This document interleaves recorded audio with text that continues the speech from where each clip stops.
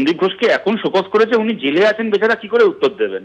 একদিন যখন জেলের বাইরে ছিল তখন শোকজ করেনি, এখন জেলে চলে গেছে, এখন শোকজের উত্তর কি করে দেবে? তার থেকে বরং সন্দীপ ঘোষের সবচেয়ে বড় উকিল মমতা বন্দ্যোপাধ্যায় নবান্ন 14 তলায় আছেন, উনি ঘটনাচক্রে এখনো জেলের বাইরে। সন্দীপ ঘোষের ওনার কাছ থেকে উত্তর চেয়ে নিন। উনি তো ভালো করে জানেন সন্দীপ ঘোষ কত বড় ধোয়া তুলসী পাতা, যে কারণে মানুষের চাপের সামনে ফিজিক্যালের কাছে যখন নত হয়ে সন্দীপ ঘোষ নিজে রিজাইন করতে বাধ্য হয়েছিলেন, 4 ঘন্টার মধ্যে তাকে আবার পোস্টিং দিয়েছিলেন মমতা বন্দ্যোপাধ্যায়। তারপর যখন সেইখান থেকে তাড়িয়ে দেওয়া হলো তখন আবার নিয়ে 3 নম্বর পোস্টিং দিলেন মমতা বন্দ্যোপাধ্যায়, যিনি এত বড় ঘটনা ঘটে যাওয়ার পরেও সন্দীপ ঘোষকে 10 দিনে 3টে পোস্টিং দিয়েছেন। সেই মমতা বন্দ্যোপাধ্যায়ের কাছ থেকে জবাব নিয়ে নিই সন্দীপ ঘোষের হয়ে। আর সন্দীপ ঘোষ চোর আর মমতা ব্যানার্জি কি সাধু? আর সেই সঙ্গে বিরূপাক্ষ বিশ্বাস অভিজ্ঞে গত 3-4 বছর ধরে এখন বিভিন্ন ঘটনা সামনে আসছে, মানুষের সামনে আসছে, কিন্তু ডাক্তারবাবুরা এগুলো জানতেন না, যারা হেলথ ফেসিলিটির সঙ্গে যুক্ত তারা জানতেন না এমন তো নয়। তৃণমূলের নাম করে স্বাস্থ্য মাফিয়ার কাজ করে গেছে এরা। একেবারে লোককে হুমকি দেওয়া থেকে শুরু করে, গালাগাল দেওয়া থেকে শুরু করে, হাসপাতালের বেড বিক্রি করা, ভেন্টিলেশনের ফেসিলিটি বিক্রি করা, হাসপাতালের সরঞ্জাম বিক্রি করা, কোভিডের সময় কোভিডের সরঞ্জাম নিয়ে ব্যবসা করা, এই যাবতীয় কাজ ওরা এতদিন ধরে করে গেছে মমতা বন্দ্যোপাধ্যায়ের হাত আর তার সঙ্গে এই মেডিকেল কাউন্সিলের হাত মাথায় নিয়ে। তো একদিন ধরে ওরা জানতো না এই যে মেডিকেল কাউন্সিল আপনারা বলছেন, এই মেডিকেল কাউন্সিল পশ্চিমবাংলায় কিরকম ভাবে গায়ের জোরে তৈরি হয়েছে, এই শান্তনু সেনা, নির্মল মাঝিরা কিরকম ভাবে মাতব্বরি করে এই মেডিকেল কাউন্সিলকে কবজা করে রেখেছে গত 12-13 বছর ধরে আমরা জানি না? এরা আবার অন্য লোককে শোকজ করছে, অন্য লোককে তদন্ত করছে। সুতরাং গোটা বাংলার মানুষ জানে স্বাস্থ্য যেরকম ভাবে খাদ্য দপ্তরে মাফিয়া চক্র চালিয়েছে জ্যোতিপ্রিয় মল্লিক, যেরকম ভাবে শিক্ষা দপ্তরে মাফিয়া চক্র চালিয়েছে পার্থ চ্যাটার্জি, সেরকম ভাবে স্বাস্থ্য দপ্তরে মাফিয়া চক্র চলেছে সরাসরি স্বাস্থ্যমন্ত্রী মমতা বন্দ্যোপাধ্যায়ের বদান্যতায়।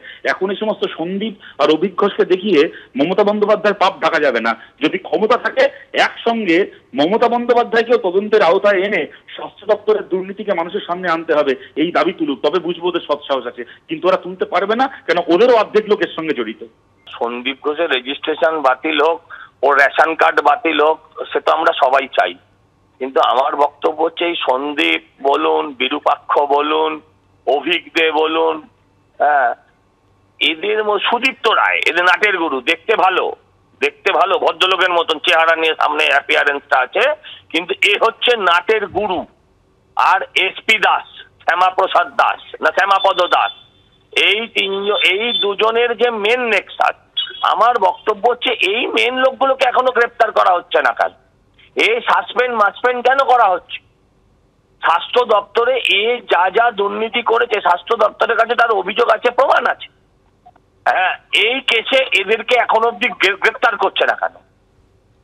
বিরূপাক্ষ আর অভিক হচ্ছে দুটো মস্তান ডাক্তারির সার্টিফিকেট নেওয়া। এদের যদি গ্রেপ্তার না হয় এদের নিরাপত্তা বিঘ্নিত হবে।